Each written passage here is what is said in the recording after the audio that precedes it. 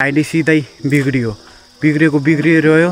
So hello everyone, सबैलाई स्वागत छ मेरो छोटो मिठो यो भिडियोमा। यो भिडियो बनाउन खास कारण चाहिँ म चाहिँ एउटा कन्टेन्ट क्रिएटर हो।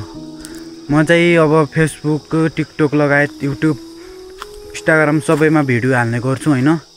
यो भिडियो खासमा बनाउन खास कारण चाहिँ अहिले चाहिँ म अलिअलि फेसबुकमा चलेको छु भन्नु कि अब के भन्नु, अलिअलि फ्लोर्स छन् भनौँ। म चाहिँ पहिला कस्तो भिडियो बनाउँथेँ भने लाइन चाइन बनाउने गर्थेँ, लाइन हान्ने, शायरी भन्ने हैन। त्यतिखेर मेरो भिडियो लास्टै चल्थ्यो क्या। त्यतिखेर मिलियनमा पनि भ्युज आउँथे, लाखमा भ्युज आउँथे।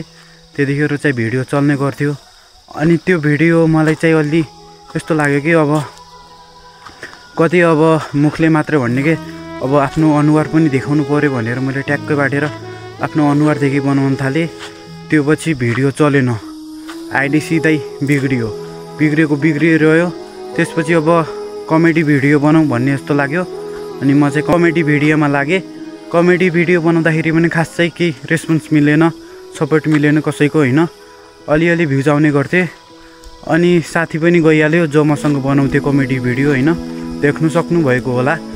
त्यसपछि चाहिँ अब सबै छोडिसक्यो। अब एक्लो मनको सहारा केही पनि पाइएन।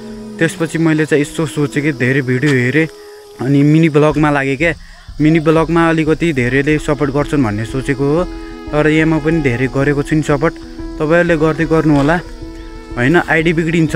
म यति भन्न चाहन्छु कि आइडी यति ग्रो गर्नु छ भने एउटै कन्टेन्ट बनाऊ, चाहे भ्युज आउन् नआउन्, भिडियो डेली अपलोड गर्दै गर। यो भिडियो यति नै, भेटौँला अर्को ब्लगमा।